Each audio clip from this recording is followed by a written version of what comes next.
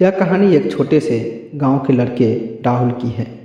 राहुल एक साधारण किसान का बेटा था। उसका परिवार बहुत गरीब था और पूरे गांव में उसकी पहचान एक सामान्य लड़के के रूप में थी। लेकिन राहुल में कुछ ऐसा था जो उसे बाकी लड़कों से अलग करता था। उसका सपना, वह चाहता था कि उसका नाम एक दिन बड़ा हो, उसकी मेहनत से उसका गांव का नाम रोशन हो और उसकी पहचान सिर्फ गरीब किसान के बेटे से कुछ ज़्यादा हो।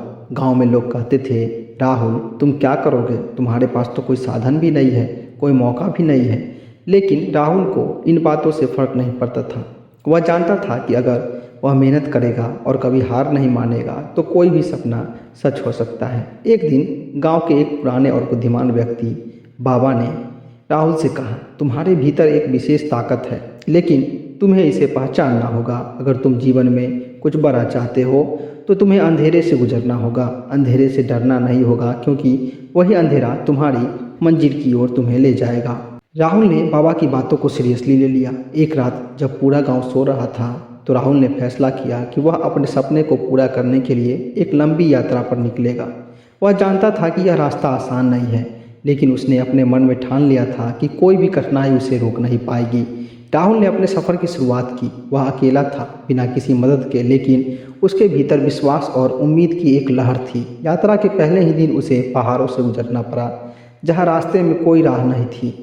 उसकी जांघों में दर्द होने लगा, लेकिन उसने खुद से कहा, मुझे अब और दूर जाना है, मुझे रुकना नहीं है। जैसे जैसे वह आगे बढ़ते गया, रास्ते की कठिनाइयाँ बढ़ती गई। कहीं भटकने की स्थिति, कहीं मूसलाधार बारिश और कहीं अजनबी लोग जो उसे डराने की कोशिश करते थे। लेकिन राहुल ने इन सब का सामना करते हुए अपना सफ़र जारी रखा। वह जानता था कि हर मुश्किल के बाद उसकी मंजिल और करीब होती जाएगी। कई हफ्तों के बाद राहुल एक घने जंगल में पहुंच गया।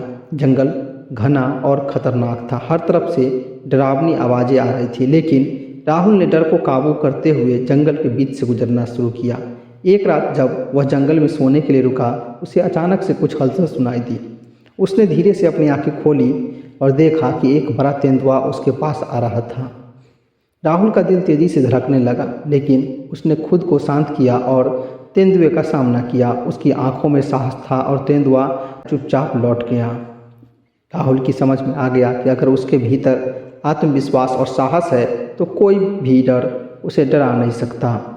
राहुल की यात्रा बहुत कठिन थी, लेकिन वह निरंतर बढ़ता गया। एक दिन उसे एक सुनसान और रहस्यमय गांव मिला।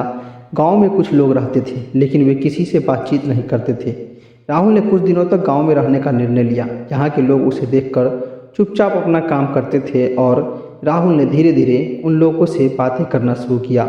उसे यह समझ में आ गया कि इन लोगों के पास कोई रहस्यमयी ज्ञान था, एक ऐसी बात जो उन्हें बाकी लोगों से अलग बनाती थी। राहुल ने गाँव के बुजुर्गों से उस ज्ञान की बात को सीखा और समझा कि असल शक्ति हमारी मानसिक स्थिति में होती है, न कि बाहरी साधना में। एक दिन गांव के बुजुर्गों ने राहुल से कहा, तुम्हारा रास्ता अब खत्म हो चुका है।